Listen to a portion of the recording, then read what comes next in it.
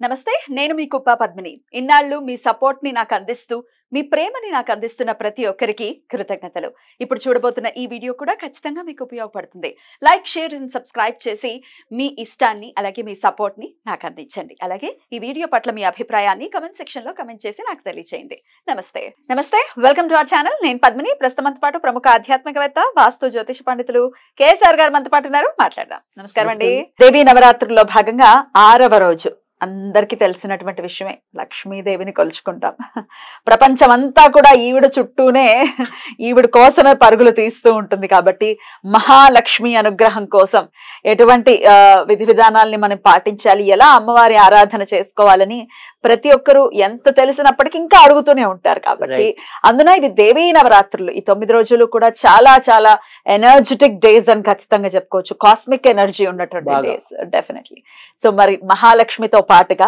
దశమహావిద్యల్ని కూడా అనుసంధానం చేస్తూ చెప్తూ ఉన్నారు మీరు దశమహావిద్యలలో ఏ రూపాన్ని కొలుచుకోవచ్చు కొలవడం అంటే స్మరణ చేతనే అలాగే అలా స్మరించుకున్నంత మాత్రానే ఎటువంటి సమస్యల నుంచి మనం అధిగమించేటటువంటి పవర్ మనకు వస్తుంది మీరైతే ఏ ఆరాధన చేస్తారు ఇత్యాది విషయాలు ఒక్కసారి మీ ద్వారా తప్పకుండా సో ఇక్కడ మనకు వచ్చేప్పటికి ఏంటంటే నిజంగా చెప్పాలి అంటే కనుక ఈ ఇప్పుడు ఏదో దశమహావిద్యలు అనుకోండి లేదా దేవి శరన్నవరాత్రులు అనుకోండి ఈ దశమి తర్వాత వచ్చేది మనకి పౌర్ణమి కదా ఈ పౌర్ణములన్నిటిలో కూడా శరత్ పౌర్ణమి అనేది చాలా విశిష్టమైనది బాగుంటుంది శరత్కాల పౌర్ణమి అంటే ఆ వెలుగే వేరు ఆ అందం మాటల్లో వర్ణించలేము కవులు కూడా కదా మాటలు తడబడతాయి వాళ్ళకు కూడా తడబడతాయి మాటలు సో అలాంటి అందమైన జీవితం మనకి లభించడానికి ముందే ఈ ప్రయత్నం సో అప్పుడు ఆ వెలుగుని మనం అంటే ఏమన్నా చూపులకే కాదు జీవితంలో కూడా అనుభవించగలం సో అలాంటి వెలుగు రావటం కోసం అయితే కనుక ఇలాంటి కాస్మెటిక్ ఎనర్జీ ఉన్న డేస్ని అయితే మనం మిస్ అవ్వకూడదు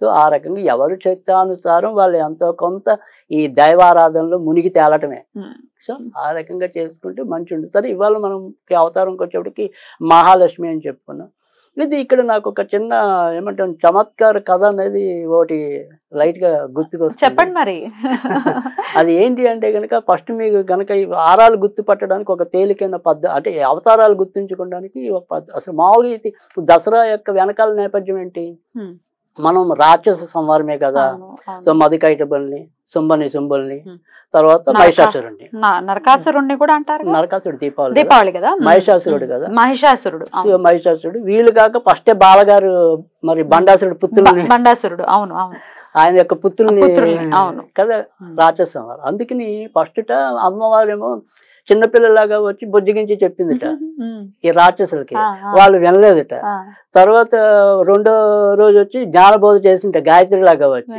ఆయన వెళ్ళలేదుట మూడో రోజు వీళ్ళకి కడుపు అన్నం లేక ఇలా పిచ్చి పిచ్చి వేషాలు వేస్తున్నారు అని చెప్పి అన్నపూర్లాగా వచ్చి వాళ్ళకి అన్నం పెట్టి నాయన మారండి అని చెప్పి తల్లిలా చెప్పింది వెళ్ళలేదట తర్వాత లలితలాగా వచ్చి లాలిత్యంగా చెప్పిండ్రా బాబు మారండ్రా మీకోసమే చెప్తున్నారా నాయన అని చెప్పి అయినా వెళ్ళలేదట తర్వాత 5వ రోజు ఒకసారి వార్నింగ్ ఇచ్చింది చండీ రూపంలో అరే మీరు జాగ్రత్తగా ఉండండి అని అయినా మారలేట వీళ్ళ దగ్గర పాపం దరిద్రం వెంటాడి ఇలా తయారవుతున్నారేమో పరేషాన్గా అని చెప్పి మన్నాడు లక్ష్మీదేవిగా వచ్చి సంపదలు ఇచ్చింట దాంతో వాళ్ళకి ఇంకా అహంకారం పెరిగిపోతుందిగా ఇంకా లాభం లేదని చెప్పి అప్పుడు దుర్గగా అవతరించి సరస్వతి మరి మధ్యలో సరస్వతి వాళ్ళకి ఆ రకంగా కూడా జానపద డబ్బుంటేనే ముఖ్యం కాదు జ్ఞానం కూడా ఇంపార్టెంట్ చెప్తుంది చివరికి అప్పుడు ఇంకా తప్పనిసరి పరిస్థితుల్లో మరి ఏమంటాం మహిషాసుర మధ్యన కొంతమందిని తర్వాత దుర్గాదేవి కొంతమందిని వధించాక రాజరాజేశ్వరి ప్రసన్నంగా కూర్చుందట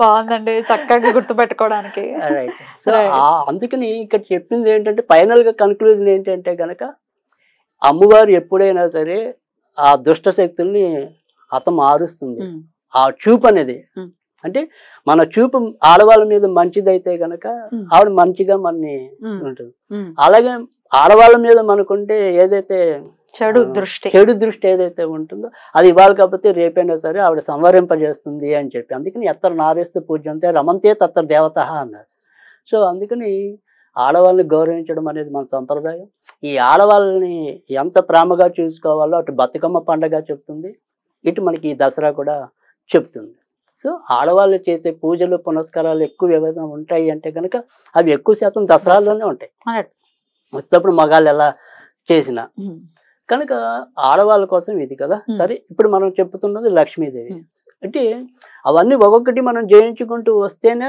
సంపదలు వస్తాయనేది ఇంకోటి పరోక్షంగా. అంటే మొదట మనం బాలలో చూసాం, తర్వాత జ్ఞానం తెచ్చుకున్నాం, తర్వాత మనం పరాక్రమం తెచ్చుకున్నాం చండీ ద్వారా. ఇలా ఇవన్నీ పట్టాకే మన దగ్గరికి సంపదలు రావటం అనేది ఉంటుంది. ఆ సంపదలు స్థిరంగా ఉండాలి అంటే లక్ష్మీదేవిని. సరే సంపాదించుకున్నావు కానీ దాన్ని స్థిరంగా ఉంచుకోవాలిగా. ఆ స్థిరంగా ఉంచుకోవడం కోసం మనం ఈ రోజు లక్ష్మీదేవిని ఆరాధించాలి. ఈ లక్ష్మీదేవిని ఆరాధించడానికి అయితే కనుక ఓం శ్రీం శ్రీయే నమః, ఓం శ్రీం శ్రీయే నమః అంతే. అది తేలికి. అది పఠించడం వల్ల కూడా చాలా మంచి జరగటం అనేది ఒక పద్ధతి. సరే ఇవాళ అవతారాల్లోకి వచ్చేప్పటికి త్రిపుర భైరవి. త్రిపుర భైరవి అయితే ఇక్కడ దశమా విద్యల్లో లేకపోయినప్పటికీ కూడా నేనైతే ప్రత్యంగరాదేవిని కొలుస్తాను మంగళవారం. సో ప్రత్యంగరాదేవి కాకపోతే మామూలుగా అయితే త్రిపుర భైరవిని కొలవాలి. అయితే ఇక్కడ ప్రత్యంగరాని కొలవటం అనేది సరే మీకు శత్రునాశనానికి బాగా ఉపయోగపడుతుంది. తర్వాత మన ఇంటి మీద ఏమంటాం దుష్ట శక్తుల ప్రయోగాలు అలాంటివి కూడా సంవరింపజేయడానికి కూడా ప్రత్యంగా ఉపయోగపడుతుంది. అయితే త్రిపుర భైరవైన కూడా ఇంచుమించు అలాంటి రకమైన ఫలితాలే ఇవ్వటం అనేది ఉంటుంది. అంటే ఏమన్నా ఈ కాలభైరవుని స్త్రీ రూపంలో ఆరాధించడమే త్రిపుర భైరవి. సో త్రిపుర భైరవుని పూజించడం వల్ల ఏంటంటే మనలో ఉండే త్రిపురాలు ఏవైతే ఉంటాయో అంటే ఏమంటాం అహంకారం ఇలాంటివి ఉంటాయి కదా, వాటిని నాశనం చేసేది ఆవిడ. సో అందుకని అవి ఎప్పుడైతే నాశనం అయ్యాటో మనకి చక్కటి జ్ఞానం ఉంటుంది. జ్ఞానం ఎప్పుడైతే ఉంటుందో మంచి పనులు చేస్తాం. సో అందుకని ఆ రకంగా త్రిపుర భైరవి. అయితే ఇక్కడ త్రిపుర భైరవికి ప్రత్యంగరాకి అంటే ప్రత్యంగరాకి వచ్చేప్పటికి ఏంటంటే ఓం షం ఆం ప్రత్యంగరియే నమః అనేది. హాం ఆకి రావత్, షం యారాల వల్ల షా ఉంటుంది కదా, దానికి షం అనేది పెట్టాలి. అది అదొక పద్ధతి. ఇక్కడ అదే త్రిపుర భైరవికి అయితే కనుక ఓం జూమ్ బం త్రిపుర భైరవే నమః, ఓం జూమ్ బం త్రిపుర భైరవే నమః, అదొక పద్ధతి. సో ఆ రకంగా కొలవాలి. అద్భుతం సార్, చాలా బ్యూటిఫుల్ గా ఎక్స్ప్లెయిన్ చేశారు. ఇక ఇవి కాదు, పూజా విధానం ఎలా పాటించినా పాటించకపోయినప్పటికీ స్విచ్ వర్డ్ రూపంలో కూడా తెలియజేస్తున్నారు. ఈ అమ్మవార్ల అనుగ్రహం పొందాలి, లక్ష్మీ అనుగ్రహం ఉండో ప్రత్యేకించి మరి లక్ష్మీ అనుగ్రహాన్ని పరిపూర్ణంగా పొందాలంటే ఏ స్విచ్ వర్డ్ ని ఆశ్రయించాలి? రైట్. ఇక్కడ లక్ష్మీదేవి యొక్క పరిపూర్ణమైన అనుగ్రహం పొందాలి అంటే కనుక ఇక్కడ స్విచ్ వరల్డ్లోకి వచ్చేప్పటికి ఒకటి బ్యూటిఫుల్ వర్డ్ అనేది ఏంటంటే ఎవ్రీవేర్ బ్రైట్నెస్.